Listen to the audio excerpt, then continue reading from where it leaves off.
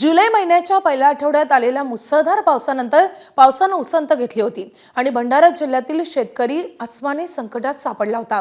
अशात मागील 48 तासात भंडाऱ्यात सर्वदूर पावसानं जोरदार हजेरी लावली आहे आणि शेतकरी सुखावलाय।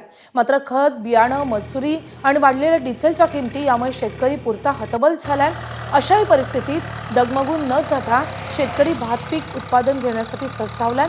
आतापर्यंत भंडाऱ्यातील केवळ 20% भात लागवड झाली आहे आणि त्यामुळे या पावसानंतर खोळंबलेली भात पीक लागवड जोमानं सुरू असल्याचे चित्र सर्वत्र पाहायला मिळतंय। याचा शेत शिवारातून आढावा घेतलेला आहे आमचे प्रतिनिधी प्रशांत देसाई यांनी।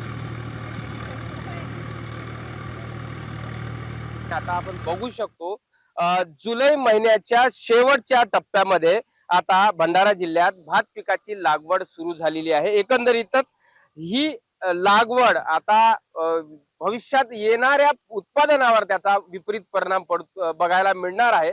आणि बघू शकतो आता ह्या 2 दिवसामध्ये जो मुसळधार पाऊस भंडारा जिल्ह्यात पडला त्याच्यामुळे हे जे शेत शिवार आहे हेच नाही तर भंडारा जिल्ह्यातील अनेक तालुक्यांमध्ये आता शेतकरी भात पीक लागवडीकडे जोमात भिडल्याचं चित्र बघायला मिळत आहे। पलीकडच्या बांधीमध्ये ट्रॅक्टरने शेतीची मशागत होत आहे, चिखलनी योग्य शेत करण्यात येत आहे जिथे भाताची लागवड केली जाईल आणि या बांधीमध्ये महिला मजूर वर्ग आता भाताची लागवड करत आहे। यंदा तर शेतकऱ्याला बहुत म्हणजे परेशानीच आहे, कारण की वरचा पाऊस ते यंदा काही समजून नाही राहिला आहे। यंदा म्हणजे भरपूर आता मोबाईलवर दाखवते, टीव्हीवर बी दाखवत का यंदा पाऊस भरपूर कमी आहे, म्हणून यंदा कास्तकार लोकांना बहुत तकलीफच आहे। आणि एकतर्फे म्हणजे बायाची वन आहे 350-300 रुपये, ट्रॅक्टरचा भाडा आहे 1000 रुपये, बहुत म्हणजे खात आहे 2150 रुपये, बहुत म्हणजे बहुत महंगाई वाढली आहे आणि पिकाला काही भाव मिळत नाही आहेत।